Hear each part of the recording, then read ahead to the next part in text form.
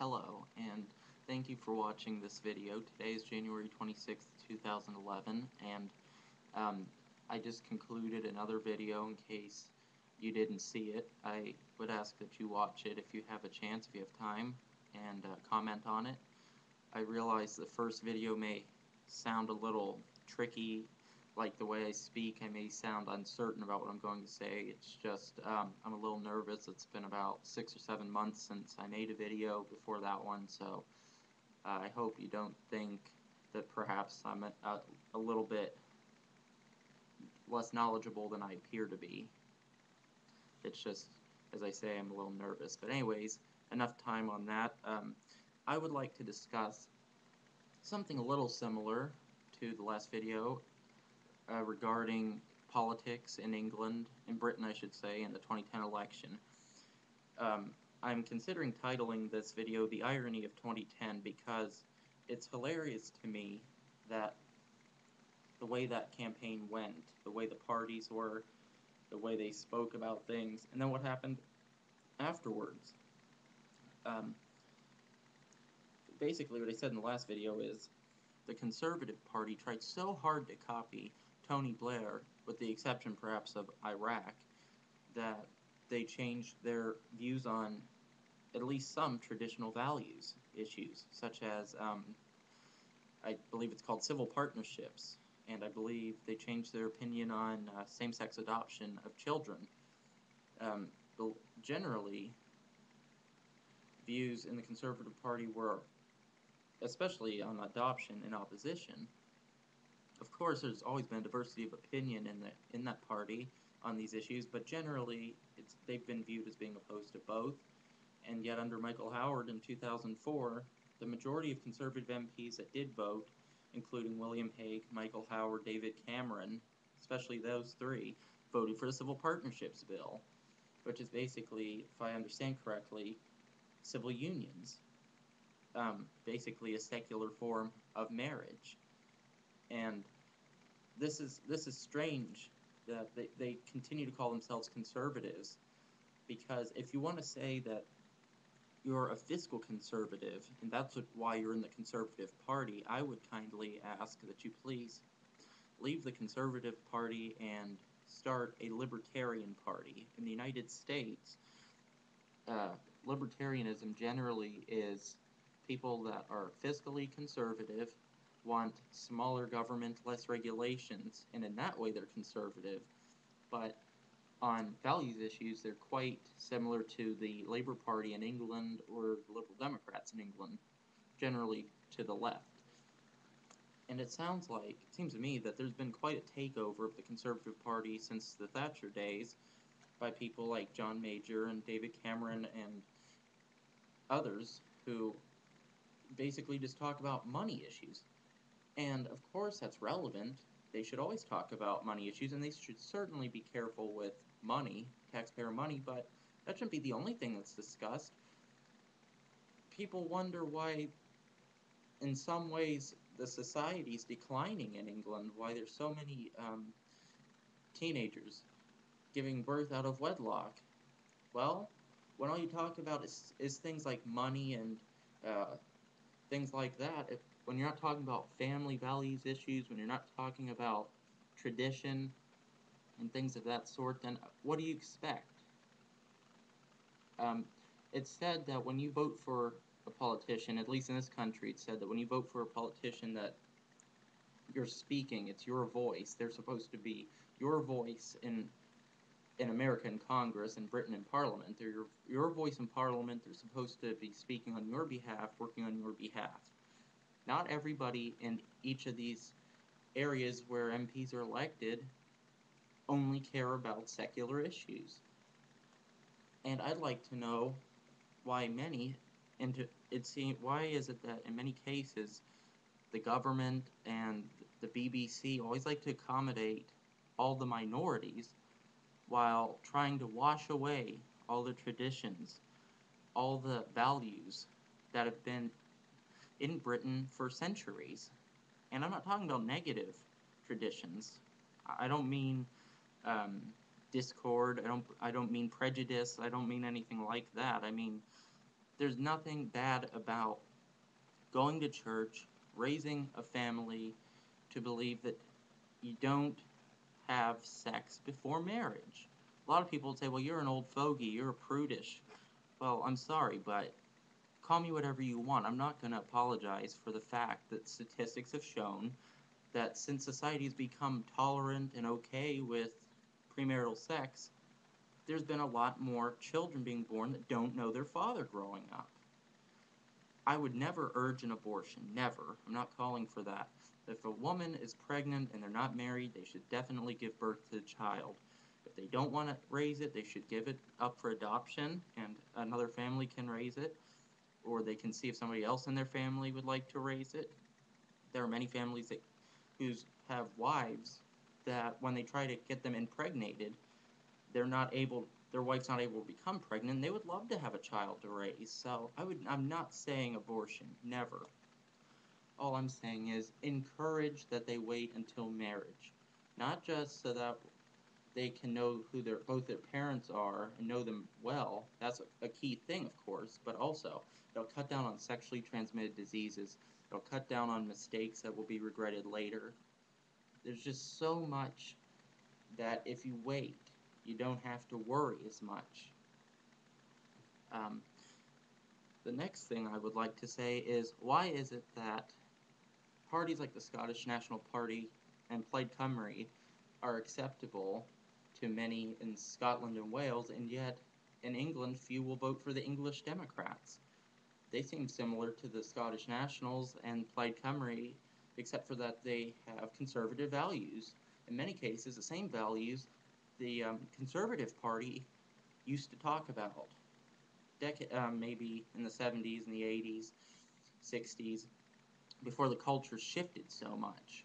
So why is it that, is it because that the SNP and Plaid Cymru don't take traditional stances generally on moral issues? Is that why they've become acceptable in the media and across the United Kingdom, and the English Democrats haven't? I find it hard to believe that only 0.2% of Britons would vote for the English Democrats. That's all that they could get based on their platform. I believe that it's because they don't have enough name recognition, and that many people that do know who they are don't know what they stand for, and they obviously, the party itself doesn't really probably have enough money to have a big advertising blitz. They definitely don't have enough candidates, I don't think, to stand in all the English constituencies. So I believe that people should give the English Democrats a chance and go to their website and read what they're about and realize they're not hate mongers, they're not trying to divide people, they're basically the same thing as the SNP and Plaid Cymru, except they have traditional moral values, and that they want England to be its own country. Just like Scotland's SNP wants Scotland to be its own party if a referendum is approved, and unless I'm mistaken, Plaid Cymru wants Wales to be its own country one day if a referendum approves it. So why is that a bad thing? And what I don't understand about all this is, why is it okay for Scotland and Wales to have its own assembly, its own parliament, whatever it's called, but England doesn't? Yes, the English population is somewhere near 85% of the British population, so some people would say, well, the House of Commons is basically the English Parliament. But that's the thing, it's basically, but it's not entirely. So what is wrong with, let's say, for example, that the referendums fail in Scotland and Wales, and they vote to stay part of the United Kingdom. Okay, that's fine. What I'm saying is, why can't there be a House of Commons in the present building, present location, for the whole of the United Kingdom, with MPs from those nations, as there currently is and have been for centuries, but also have regional assemblies?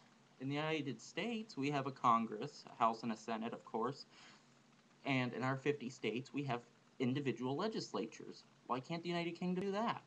And then once that's put in place, why can't the United Kingdom, if they're going to continue to have a government-run healthcare system, why don't they take more of the money and more of the National Health Service and divide it among each place, Scotland, Wales, and England.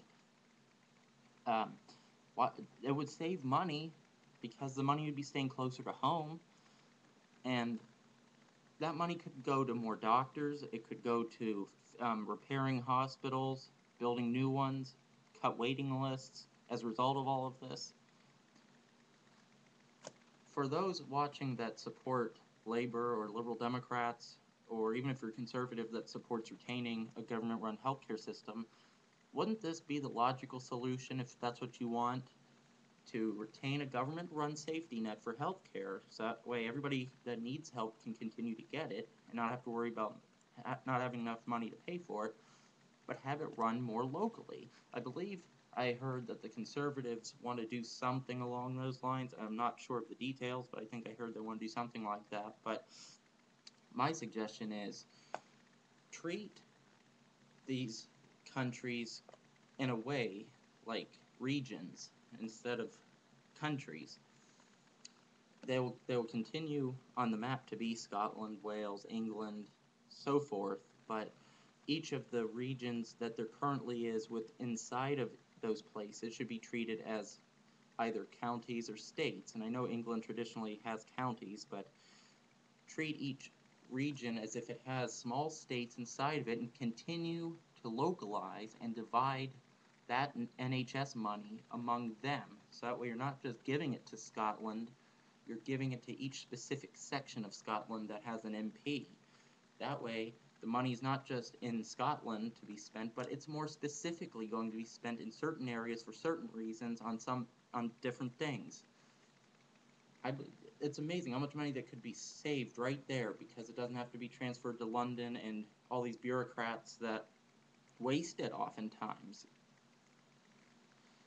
That was my main concern on this video, was the NHS and the English Democrats. And I would also like to say that if I'm not mistaken, and I might be mistaken, but if you don't necessarily think that the SNP or Plaid Cymru need an English sister party in the form of a conservative English Democrats party, then I would suggest UKIP, the United Kingdom Independence Party, because unless I'm mistaken, they don't advocate for a separate English parliament. If they do, let me know, and I will try to correct what I said, but UKIP has much more support. I believe it runs candidates in Scotland, Wales, and England, and not just England. And even if they do call for an English parliament, it's not as much of a concern, because just look at the name, UKIP, United Kingdom Independence Party. Where do they want independence from? The European Union. So their main issue is not English independence in the form of treating England more like an individual nation. Their main focus is on holding a national referendum, including England, Scotland and Wales, and Northern Ireland, and asking if the people would like to leave the European Union, have the UK be kind of like Switzerland, perhaps cooperate with the European Union, perhaps continue their EEC agreements from the 70s and the 80s, but not be in the European Union anymore. There are some good things about being in the European Union, but I believe that the negatives outweigh the positives, and that if we want to keep having open markets across Europe, then just retain the EEC agreements that I mentioned from a few decades ago. That way you can keep your markets open, keep trade flowing steadily, but the continent won't have as much say over what happens in Britain.